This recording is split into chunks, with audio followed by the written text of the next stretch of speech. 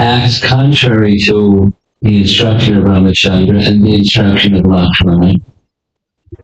It disobeys the instruction of Lakshmana, explicitly insults him,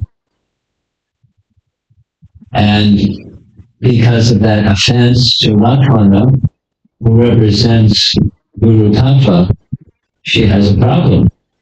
She acts as if a living entity, as if a jiva, and then gets lost in the illusory energy due to disobedience to the visitor of the master, which she becomes like the jiva, and then there's this whole rescue of the jiva from the clutches of the illusory energy, in this case, Ravana. But it's commentators express this particular feature of Ramayana. It's not explicit, but it's a flavor or an aspect of Ramayana that they like to discuss. And of course, Ravana has 10 heads, but those 10 heads are like allegorically representative of something. That's a griva. This is 10 senses. Working senses, knowledge acquiring senses. And then his own, that's the mind. And Lanka, of course, Lanka is the capital of Ravana. So this is the allegorical features of the Ramayana that come out. And rasa. There's a lot to say about rasa in Ramayana, and you all know from the lovers of Ramayana know those features. Love and separation. It's a big one. And the fourth one is a big one. I mean, there's a detail in detail in detail. I want to express a little bit of the detail.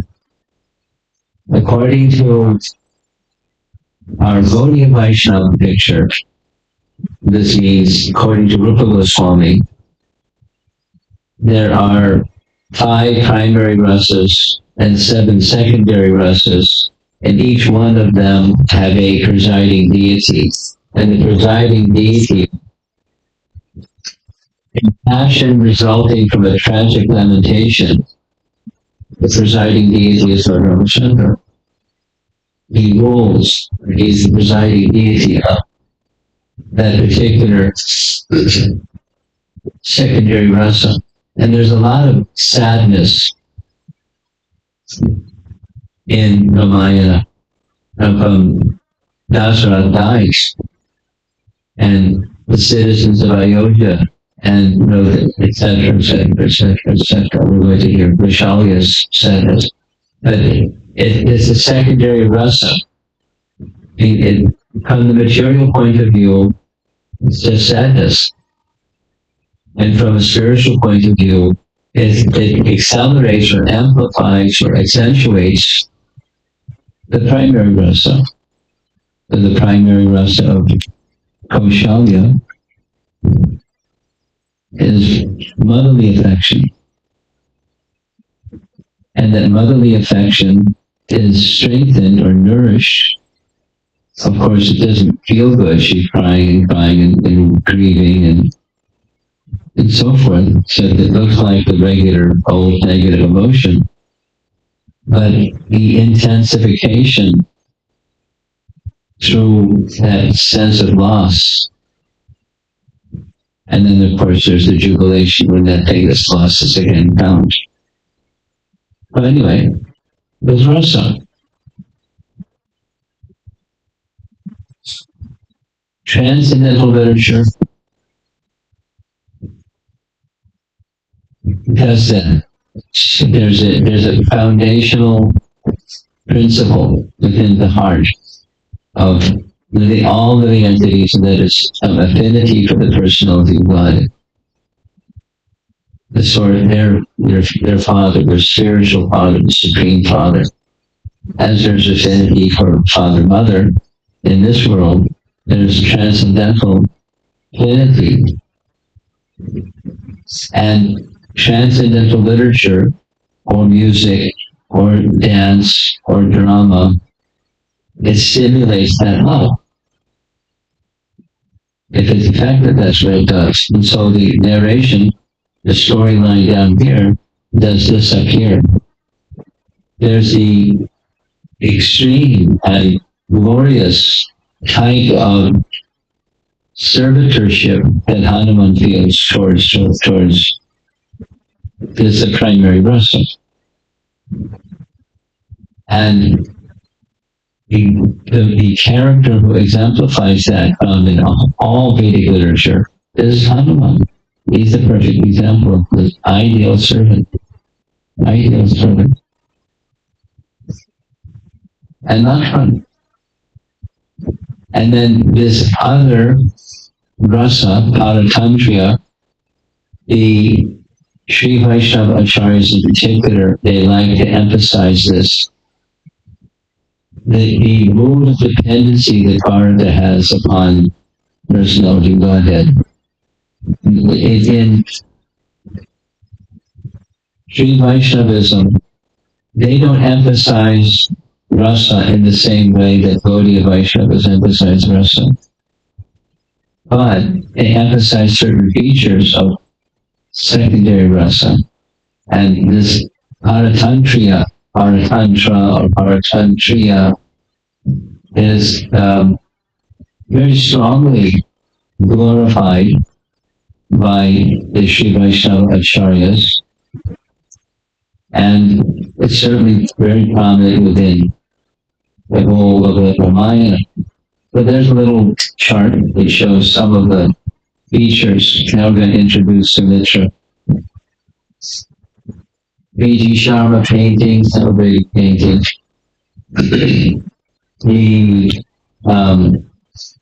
The story, the history, is there's the Brahmanas performing the yajna, and then there's the yajna personality that arises from the fire and gives the ayasam to Dasarath.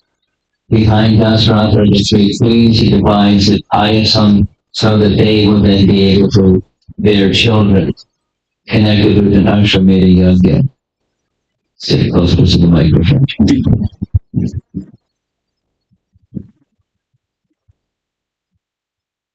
He had a lot of wives, one for every day of the year. And somehow, out of these 365 wives, nothing is said about Sumitra. Kosala, kingdom, Koshalya came from there. The Kaikeya kingdom, Kaikeyi came from there. Sumitra, no mention what kingdom she came from. Her name, Su, means, of course, very, and Mitra, it means friend. Or the best friend, or the best well-wisher. Now notice down here in the lower left corner, there's what looks like a sun, because that's what it's supposed to be. So this, one of the names of the sun is also Mitra. One of the names by which the sun is known is Mitra, because Mitra is a friend. And what is a friend in the sense that the darkness of night is dissipated by the presence of the sun. Or one who gives light in a place of darkness as a friend. Or one who is suffering due to being covered by illusion or ignorance. The son or the friend is one who dissipates that illusion or ignorance, which she did with, for example, Koshalya, very wonderfully, and therefore the fitting name, Sumitra, Sumitra. So the circumstance, Mitra, also refers to the sun. Since the sun removes our fear or ignorance, he is our friend. Similarly, a good friend removes darkness or ignorance or fear from our hearts, and Mitra does this to Koshalya, hence the name Mitra. But there's the provinces, on the uh,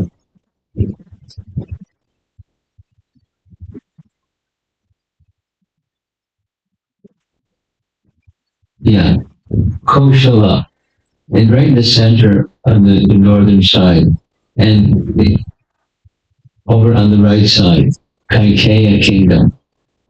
But so there's no such mention for Sumitra.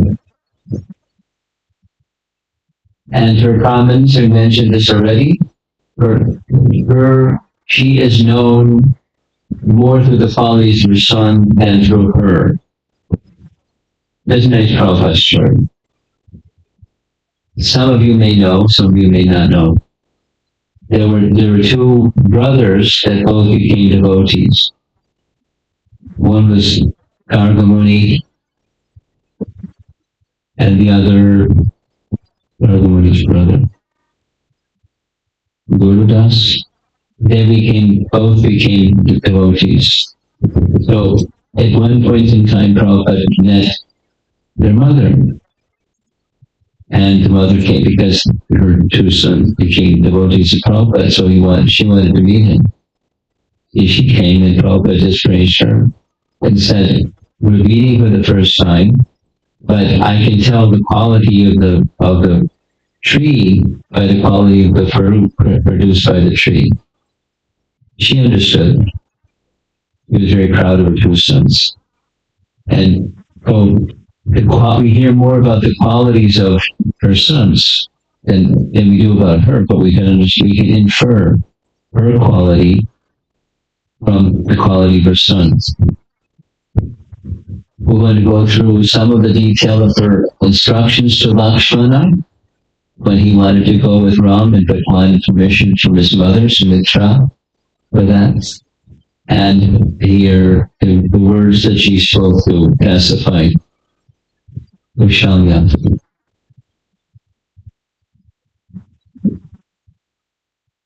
So let's see. Yeah. Here's a proof. It's a biblical saying. A bad tree cannot bear good fruit.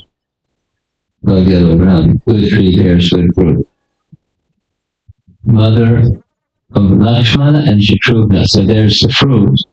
And their qualities imply qualities that they derive from her. So she is the tree, they're the fruit of the tree. Sometimes it's said that like salt, you don't necessarily notice salt in cooked items, but if it's missing, it's conspicuous by its absence. You've heard that phrase before? Something is conspicuous by its absence.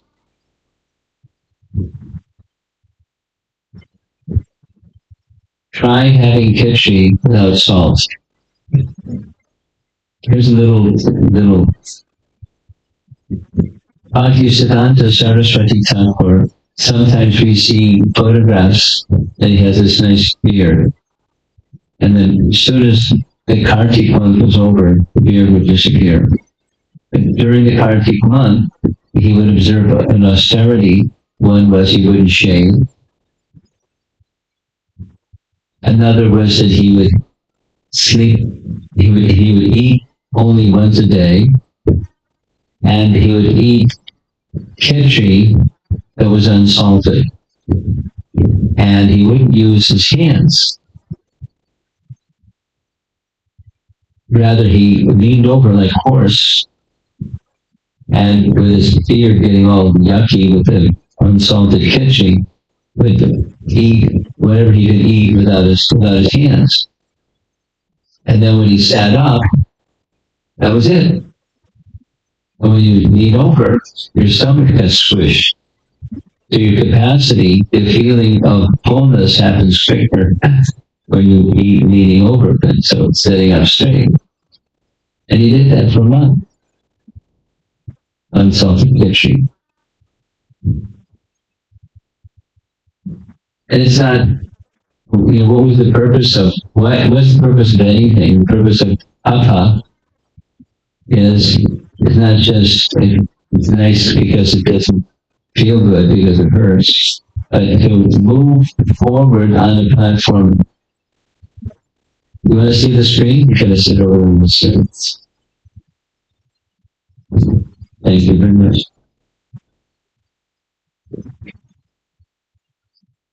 Okay.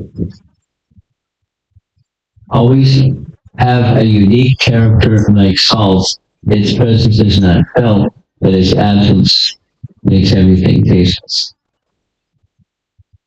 So it's just an encouragement to don't be ostentatious and show offy, and people have to pay attention to me. But just be present and make things tasteful by your presence. It's an encouragement.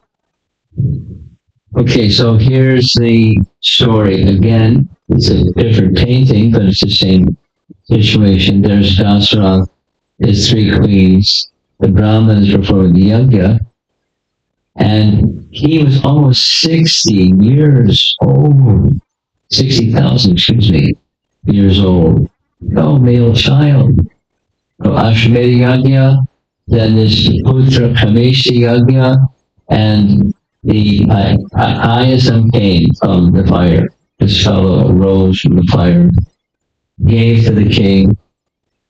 Half went to the eldest of the queens, and then there was another half.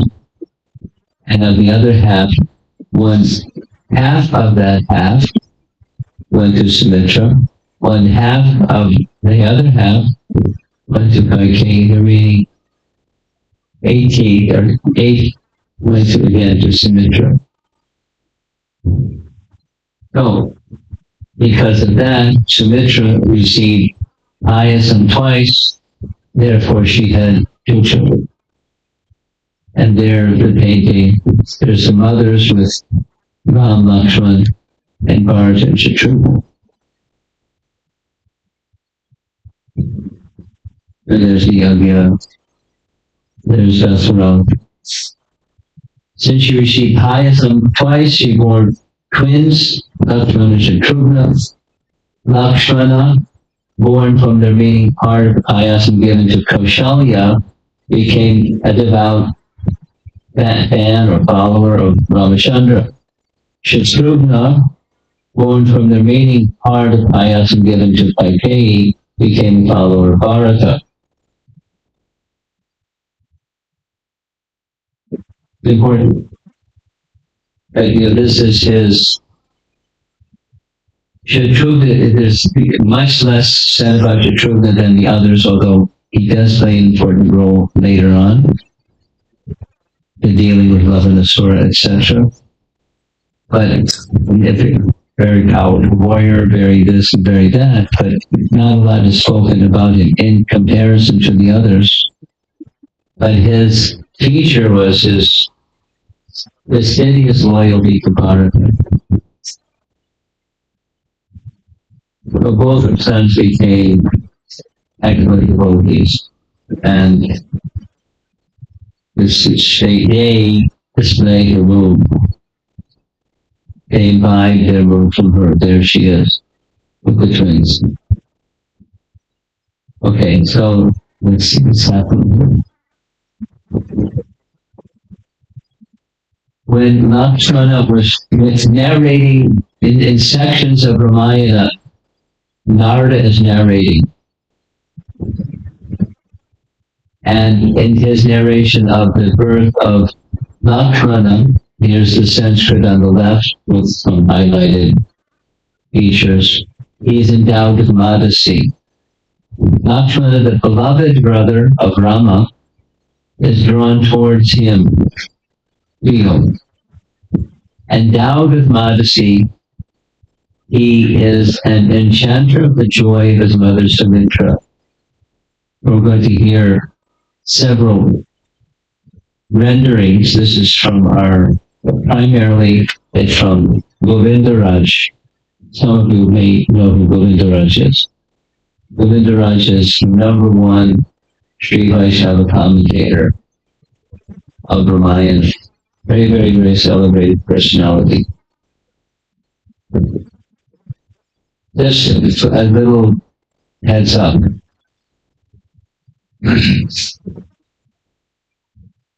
Little break from the flow of what I'm discussing, but it's just on the topic of Govindaraj.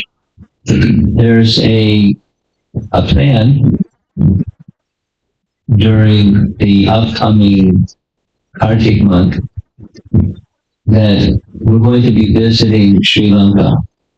And the reason for visiting Sri Lanka has to do with the fact that the Chinese government and the Indian government haven't been so cooperative with each other, different reasons historically. And so India isn't giving visas to China, China isn't giving visas to India. There's no visa reciprocation.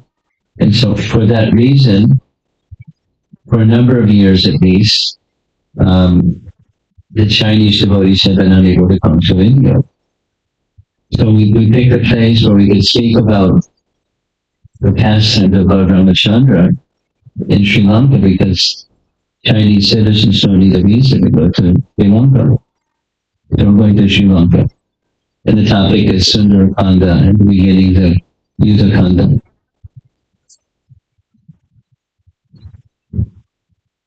And I invited a guest speaker whose name is Vidvan Garanga. Some of you may not know him.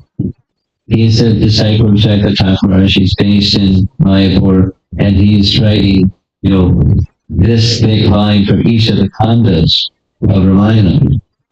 He's a very scholarly person, very meticulous writer, very careful in making sure what he writes is well referenced.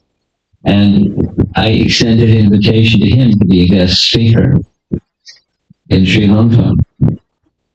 And he wrote back. It took a while because he was not thinking of going anywhere. He doesn't currently have a passport because he doesn't travel anywhere. He's just doing his writing.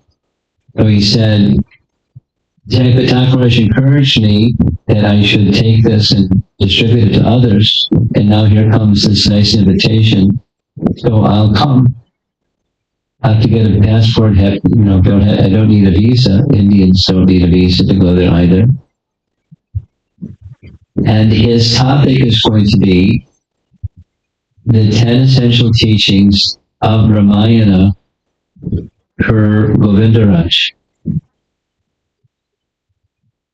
I remember his name, Govindaraj. That's what sparked me to say this.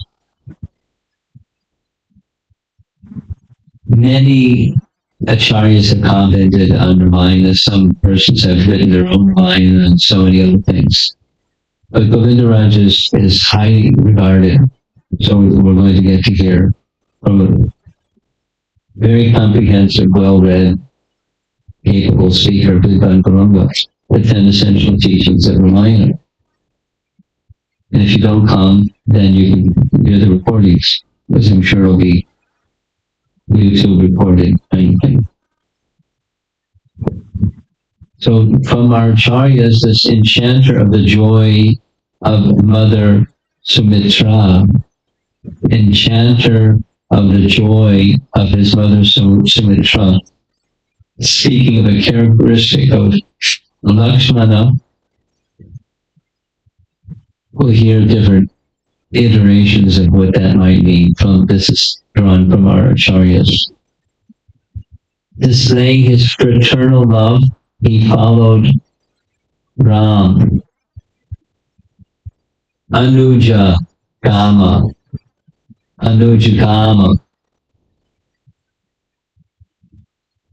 It's part of his name is derived from that phrase. He followed Ram, who was departing from the forest.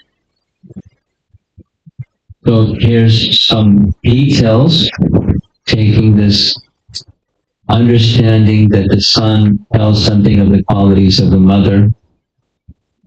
One of the qualities of Lakshmana is Sumitrananda.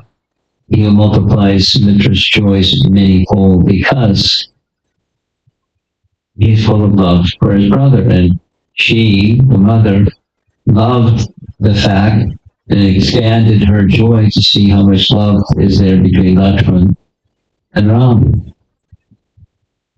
Another reason is Lakshmana, follows in his footsteps. Anuja Gama Ha. And for his being such a faithful follower of Ram, she is glorified.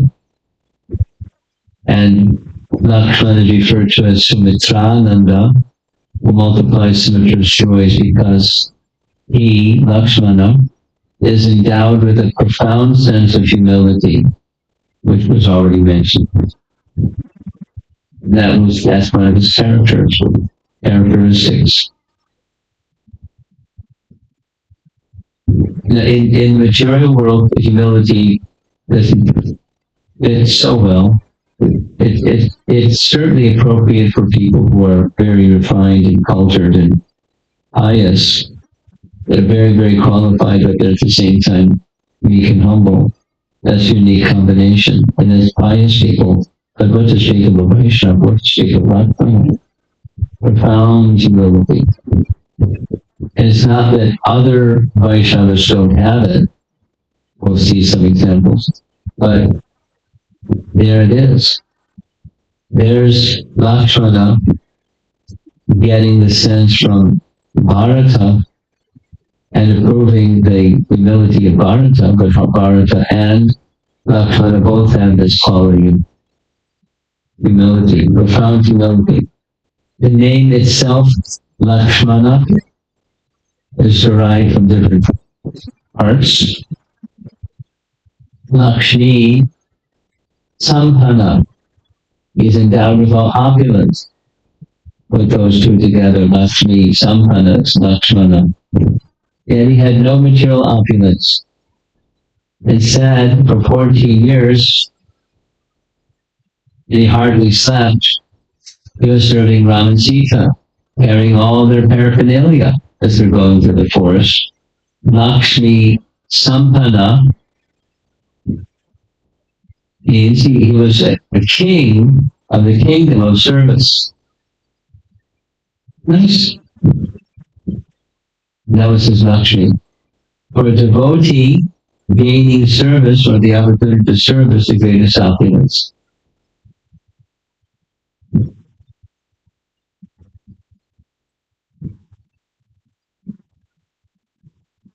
Sometimes these graphics that are not done by an actual artist, it's done by a machine. Sometimes it's helpful, and sometimes not so nice. This is an artist. So now that's one of the two brothers, and Shatrughna is the other. He who kills the enemies. He's the killer of the enemies, but he doesn't fight, except for dealing with Lamanasura. So which Shatru did he kill? Shatrughna. The 6 enemies. He was the conqueror of the 6 enemies. Therefore, Shatrughna. But in Ramayana, especially Sundarakanda, especially sweet, but here's a nice appreciation of Buddha Kaushika's Rama Raksha Stotra.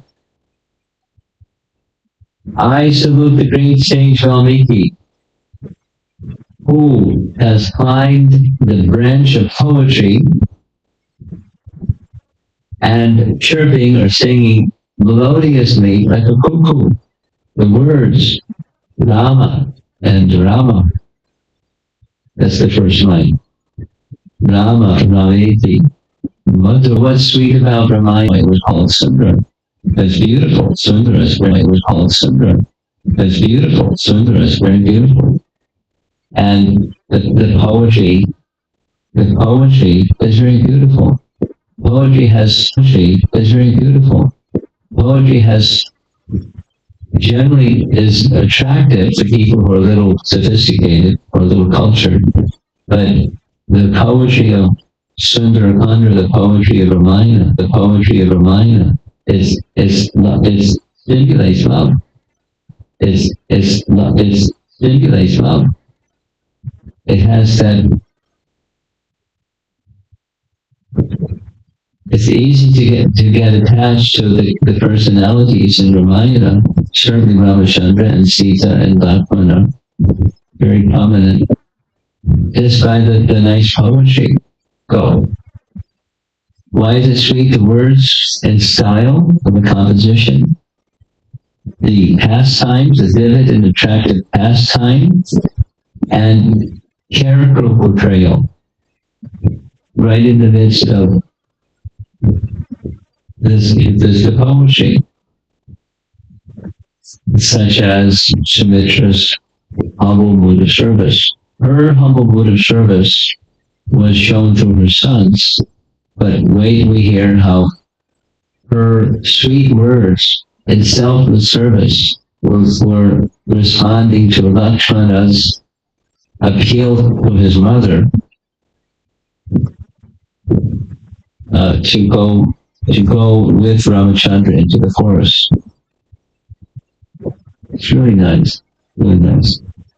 She was just living in a palace residence. Why is she happy that he's going out to the forest? And it's her mode of service. Service is the medium through which every devotee is nourished. Service is the medium